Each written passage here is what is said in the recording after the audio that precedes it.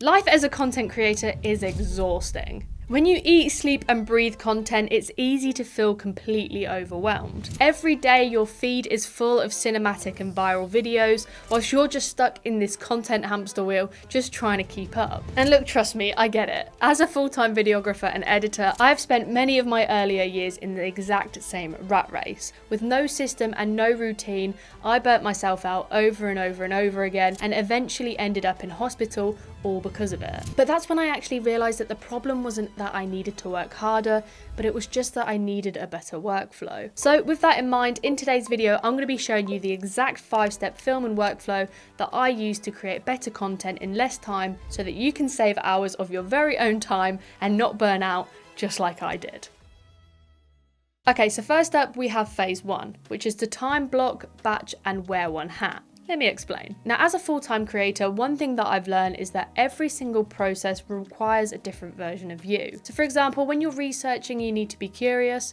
When you're scripting, you need to be creative. And then when you're filming like I am now, I need to be able to perform. But the biggest mistake that most creators make is that they try to wear all of those different hats in the same afternoon. But the reality is you can't do your best work when you're constantly switching between different types of thinking. Like, the best content that is ever produced is always created in a deep state of flow, and the fastest way that we can get into that flow state is by wearing one hat at a time. So instead of trying to do everything all at once, separate your creative mode from your production mode and dedicate blocks of your time to certain activities. Maybe Monday afternoons are for ideating and research, Wednesday mornings are for scripting, and then Friday afternoons are for filming. It is a Sunday at the moment, but who's to know? By scheduling and batching these tasks in your diary, content creation becomes more of a routine instead of a guessing game. This means that you'll waste less time switching between tasks, get into a creative flow state faster, and ultimately save yourself so many hours every week. And a good way to think of it is like, imagine if you film some B-roll for your next YouTube video. Like, you might take an afternoon out to film that B-roll, but once you have it forever. Because you've batched that, you now have saved yourself hours in the future because of it. So just remember to time block, batch, and to wear one hat.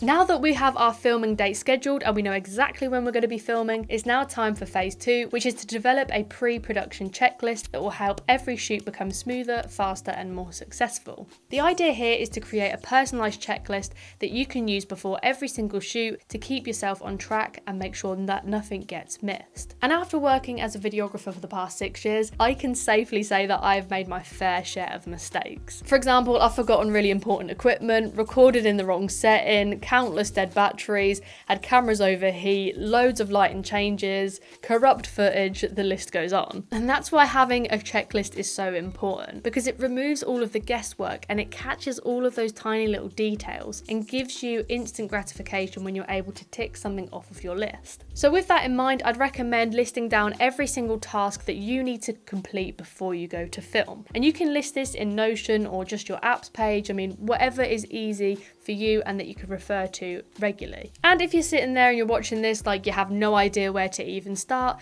then I'll leave a link in the description to my personalized filming checklist that you can steal and use when you go to film your next video. Okay, so next up we have phase 3. And if anything is going to save you hours every single week, it is going to be this. And that is building your very own creator studio.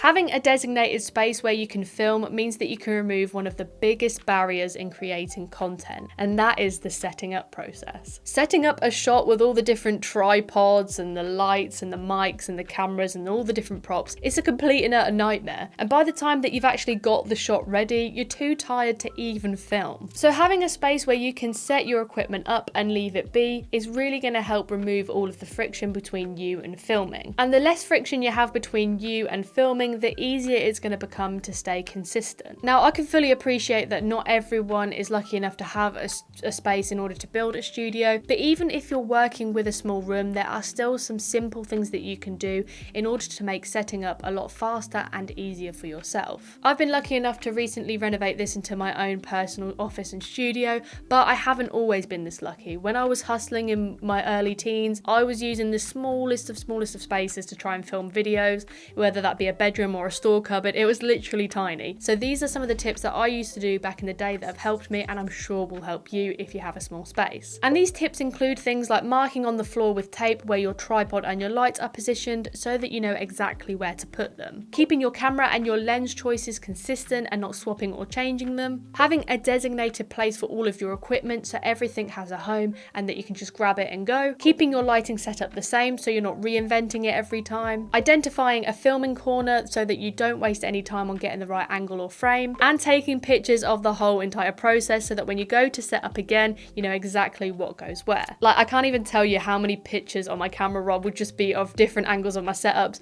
just so I had everything perfect. But it's important to note that the goal here is just to remove as many small decisions as possible before you press record, because every single small decision that you make throughout the day is going to be chipping away at your creative energy, and the more decisions that you can ultimately eliminate, it's going to make it easier for you to consistently show up and to create content. And on that note, it perfectly leads us into stage 4, which is creating your own brand uniform. Now, you may or may not have noticed, but there is a specific pattern between a lot of successful entrepreneurs, and that is, despite having all the money in the world, they rarely overcomplicate what they actually wear. Take for example Steve Jobs, Stephen Bartlett and Ben Francis. They often wear the same outfit again and again and again, and that's not because they lack creativity by any means, but because they're so busy in their day-to-day life. But by wearing the same outfit every day, it removes one less decision that they actually have to make, meaning that they can actually reserve that energy for when the big decisions come. And as a creator, you can do the exact same thing by creating an outfit that you feel comfortable filming in and sticking to it. You could also keep a consistent background or filming environment just so that you're familiar with the setup,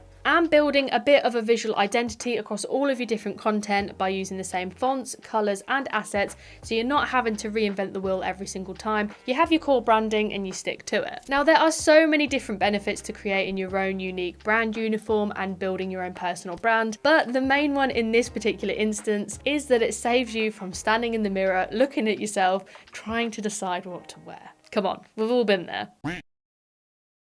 Okay, and finally, the last phase is to build your own backup system. Now, you may have finished filming, but your job here is not done yet, because the fastest way to waste the hours that you've just saved is by having a messy backup and organization system. A lot of creators I know, and this does include me from time to time, look, I'm not perfect, but there's so many creators that I know that once they finish filming, they just throw their footage onto their desktop or into random folders, and they end up losing it in the matrix of their laptop. And the problem here is that it doesn't just waste time trying to find that footage again, but it also kills momentum. Like, when you actually go to sit down to edit, you want to focus on creating and focus on the pacing and story instead of playing detective work trying to find out where everything is. And that's why having a simple file organization system is so important. For example, when I finish a shoot, I usually back the footage up in 2 different places, one of them being Google Drive, so my cloud storage, and the other one being a tangible SSD. Within these spaces, I have a pre-made templated folder system, which is normally split into footage, audio, assets, project files, exports and thumbnails. And then you could just copy and paste that folder system for every single project, and yeah, like, it might seem like a small simple system, but it's going to save you hours and hours in the long run. Like, once you know exactly where everything is and it's clearly labeled and it's in its perfect place, you'll be able to focus on the thing that actually matters, and that is creating. So there you have it, my 5-step simple process to help you save more time when you're filming and creating content. And now that you've actually created the content, if you want to learn ways how you can actually monetize your content and generate a full-time income from it, then I would recommend checking out this video up here. But that's it for today's video. If you found it useful, consider subscribing to the channel, and I'll catch you in the next one. Over and out.